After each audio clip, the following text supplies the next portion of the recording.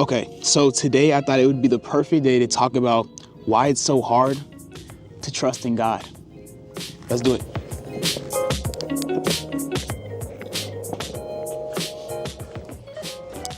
Okay, so what I found is no matter who we are, no matter what we've been through, even though our lives are so completely different and we come from different upbringings, different races, all these different things, the one common truth that I found that makes believing in God so difficult, or just even having faith in God alone difficult, is the fact that we don't really even believe in ourselves.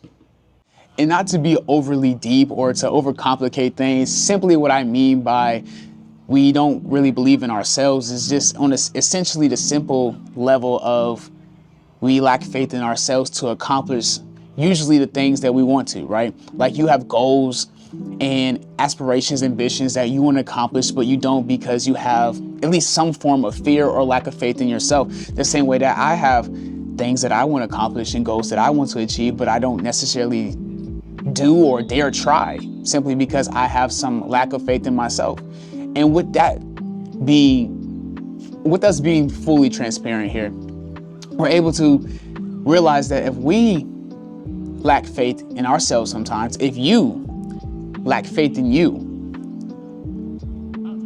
doesn't it make sense to some form of fashion that even though we both could agree, we both can deem that God is such a higher power, the creators of the beginning and the ends of the earth. But if we can see each other and yet we lack faith in each other, doesn't it just essentially make sense that we would lack faith in God?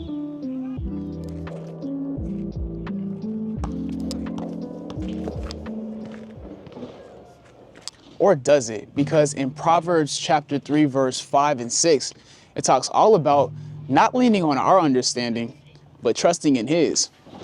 And in Hebrews chapter 11, verse 1, it says that now faith is the substance of things hoped for and the evidence of things not seen. The substance of things hoped for. That is what faith is. So we have to have faith that although we cannot see the things that we wish to come to pass, and we have faith in it, even though we can't see it, it has potential to come to pass. Then it says in Hebrews chapter 11, verse 6, but without faith, it is impossible to please Him. For he who comes to God must believe that He is, and that He is a rewarder of those who diligently seek Him. It says that without faith, it is impossible to please Him. For he who comes to God must believe that He is. For he who comes to God must believe that He is. Are y'all hearing this? That for he who comes to God must believe that He is. We have to come to God believing that God is who He is. We can't just simply say that He's the creator of the ends of the earth. We can't just simply say that He's the Alpha and Omega. We can't just simply say that He's Jehovah Jireh, our provider. We can't just simply say all of these things, Jehovah Rissi. We can't just simply say that He is the Lord who sees me in my affliction. We can't just simply say these things. We can't say El Roya or Elohim and give Him these titles. But then when we come to Him, we give God the same kind of faith that we give ourselves. See, I think even in the sense of this, can I go deep? Is it okay? I think even in this, we have to realize that the doubt that we have in ourselves, the fear that we have, and when we try to do the things that we feel like God has called us to do, that God, He doesn't give us the spirit of fear. That God isn't the author of confusion. You heard all the other titles we give Him, but he claims that He's not those things. That everything good comes from His hands. For everything that He created in the beginning, in Genesis, He said was good. And on the sixth day, when he looked over everything that he said, it is very good, including you, including me. So why do we keep doubting God's creation? Why do we keep doubting that we can accomplish what God has set what God has set us here for? Why do we keep doubting the calling? Can we be real? Can we be real, God family? We doubt it so much, we don't even want to pick up the call. We try to ignore the call so much. When can we just accept it? And just see what God has to say on the other line. Just see what God has to say. I know you don't notice. We have to get out of this, what I said, Proverbs 3, verse 5 and 6. We have to stop leaning on our understanding. You know the reason why it's so scary for you? You know the reason why you can't really step into your goals? The reason why you can't really get into what God is calling you into? You want to know the real reason? The real reason why you having trouble with placing your faith in God? Because you feel like you need to know all the steps. You feel like you need to know every single thing before you go. And we've seen that it's never been God's memo. God has never given someone all of the steps. We see it in Moses. He told Moses that he was going to use Moses to set his people free. He was going to use Moses and tell Moses to go to the Pharaoh and tell him to let his people go.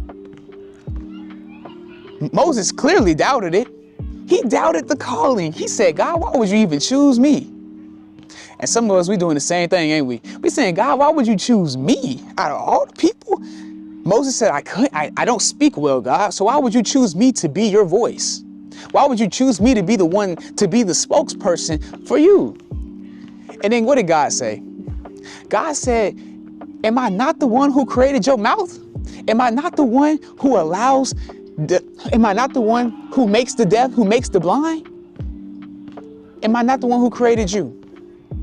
And we learn further in the Bible that I believe it's in Jeremiah, but it just talks about the potter's house. And it talks about that God says that we are like clay and he is the potter. And I just love it because that verse goes into just remembering whose hands you're in. Remember who created you. Remember who molded you, who formed you. Remember who made you fearfully and wonderfully made. Remember who made you on the sixth day, and when he saw you, he said, very good. I think sometimes we forget who we come from because we've been looking at everything else we don't have, and that's exactly where the enemy wants you to be, right? We see how the enemy deceived Eve, even when she was in the garden of abundance, the Garden of Eden. She had everything she could want. She was lacking nothing. But you know what the enemy would do? He would take all the abundance around you and he will try to give you tunnel vision on the only thing that you don't have, on the only thing that God said was not for you. He placed her focus entirely on that. And that's what she leaned into. I need you to stop worrying about what you don't have. I need you to I don't even need you to be like Moses, because Moses doubted himself too, right? But yet, see, the amazing thing about it is it's not Moses who did it. It's never been anybody. It doesn't matter. It's not Samson who had the strength. It's not Moses who's known as the quote unquote best prophet, I guess, for lack of a better term, right? The type of leadership, come on, right? Exodus, it's not Daniel who shut the lion's mouth. It's not the 3 Hebrew boys that were able to restrain or was able to protect themselves when they were in the fire. It's none of the people. It's what God does through you. Don't worry about what you're going through. Don't worry about what you have to overcome. Just focus on the God who made you. Focus on whose hands you're in. Okay, so I feel like I would just totally be remiss if I didn't mention Romans 8, verse 28. And it says, And we know that all things work together for good to those who love God, to those who are called according to his purpose. God used man to encourage Moses. He used his brother Aaron to be the spokesperson. Just allow me to be your spokesperson. Just allow God to speak through me to you. I'm just another vessel. I'm not here to proclaim God. I'm just here to intercede for you. That it's a reason why God called you. It's a reason why he called you. I don't mean this I don't mean this to give you the big hit. I don't mean this to get you self-righteous or anything like that, or a proud or haughty spirit. Be humble about it. Be meek about it, because you still need God. You know that. Right. But what I'm trying to get you to understand is that the blessing don't have to just happen to you. And God rarely does he ever bless you to just bless you. But it's the person who's going to be blessed because of your obedience. Just be obedient. I know. It's hard. I know. Having faith is difficult because I have to have faith in something I cannot see. But I need you to understand that it's impossible to please God if you don't have the faith. It's impossible to please God if you don't have faith in him. It's impossible to please God if you don't believe in the mission at hand. I told y'all, it's distractions all around me. But regardless of it, you have to stay focused. Don't blame the distractions. Improve your focus. If you know what God is calling you to do, it doesn't matter what the world does. It doesn't matter how the enemy tries to take your distraction away from you. It doesn't matter. It don't matter. 8 months ago, I would have been like, oh man, I had a great clip. Now I got to start staying in there. That little girl really did throw this little water gun over this fence.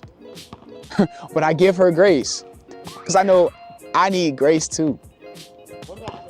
You sow you. So I just need you to understand that you don't have to be perfect. This video not perfect. I don't know how it's going to come out. I'm okay saying that though. I'm okay being transparent with you because we're on this mission together. I need you to understand that God has a greater calling for you than where you're living right now. If you don't do anything else, have faith in God because he has faith in you.